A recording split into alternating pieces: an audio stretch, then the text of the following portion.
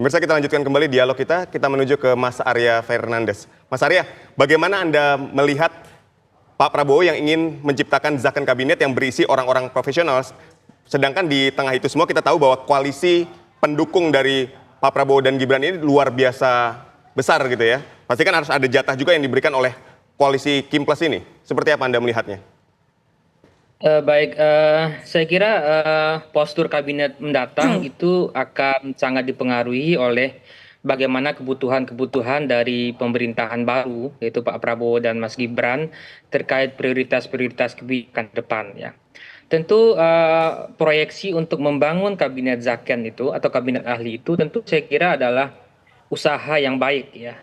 Dan memang kita butuh saat ini untuk bagaimana kabinet mendatang itu memang diisi oleh para ahli atau para kelompok profesional, tidak hanya yang berasal dari non partai, tetapi juga bisa berasal dari partai politik ya, karena banyak juga profesional dari partai politik ya, yang memang mempunyai kualifikasi sudah teruji, mungkin dia pernah berpengalaman di pemerintahan sebelumnya atau menjadi pimpinan partai politik, sehingga target-target kebijakan yang akan diambil oleh pemerintahan baru itu bisa dipenuhi. Dan saya kira kebutuhan ke depan itu dan wajah kabinet itu saya kira selain tadi gagasan untuk mendorong kabinet Zaken kabinet, tapi juga dipengaruhi juga oleh beberapa aspek ya.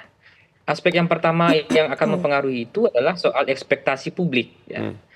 Kita tahu bahwa Pak Prabowo dipilih oleh 56% pemilih ketika Pilpres lalu, ekspektasinya besar, dan suara Pak Prabowo ini kan suara presiden terpilih dengan suara yang besar pada periode pertama. Pak Jokowi di periode pertama tidak sampai 56, begitu juga Pak SBY. Jadi ekspektasi publik tinggi. Jadi publik menunggu kira-kira bagaimana wajah kabinet yang akan mampu mengeksekusi program-program strategis pemerintahan baru, misalnya soal gizi, ya, soal pangan, ya, kemudian soal energi dan soal pemberantasan korupsi. Yang kedua saya kira adalah soal market confidence ya. Bagaimanapun situasi kita sekarang, pertumbuhan ekonomi kita relatif stagnan gitu ya, mulai menaik gitu, dan tentu wajah kabinet ke depan akan menentukan seberapa optimis pasar, para investor terkait wajah-wajah kabinet. Ya. Dan optimisme pasar itu juga akan mendorong pertumbuhan ekonomi kita ke depan. Kalau pasarnya optimis, tentu investor akan datang, pertumbuhan ekonomi kita akan terjadi. Ya. Yang ketiga tadi yang ditanyakan soal stabilitas politik ya. Bagaimanapun pasangan Prabowo Gibran didukung oleh sejumlah partai politik, baik para pendukung awal maupun partai-partai yang bergabung setelah penetapan calon presiden gitu ya. Karena dia didukung oleh partai, tentu menjadi tidak terelakkan juga bahwa akomodasi kepada partai politik berupa akomodasi di kursi kabinet menjadi kemutlakan yang nggak bisa dihindari. Karena itu juga akan terkait bagaimana stabilitas politik di DPR terjadi, karena kita tahu Partai Gerindra bukan partai pemenang pemilu, dan stabilitas di koalisi. Jadi memberikan akomodasi ke partai itu mungkin menurut saya adalah salah satu cara untuk memastikan stabilitas. Ya.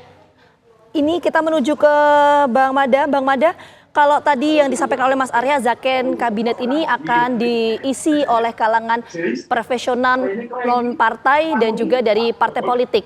Tapi untuk komposisinya bagaimana? Apakah akan 50-50 seperti di pemerintahan Pak Jokowi JK di awal 2014, 2019 atau gimana komposisinya?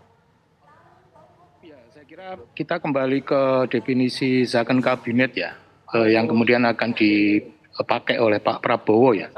Kalau definisi zakon kabinet belajar dari pengalaman kabinet Juanda itu kan sebenarnya bukan profesional ya, tapi teknokrat dengan politisi ya. Jadi teknokrat itu adalah orang yang punya ilmu pengetahuan dan itu dibuktikan melalui latar belakang pendidikannya dan pengalaman karirnya begitu ya.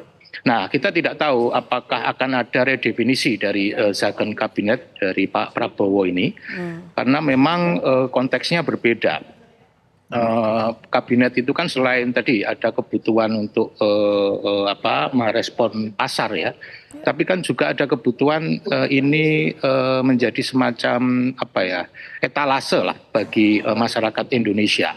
Sehingga tidak cukup hanya soal keterwakilan para teknokrat atau politisi, tapi juga keterwakilan dari sisi daerah, dari sisi usia ya, misalnya anak muda, kemudian juga dari sisi gender ya, perempuan dan seterusnya. Karena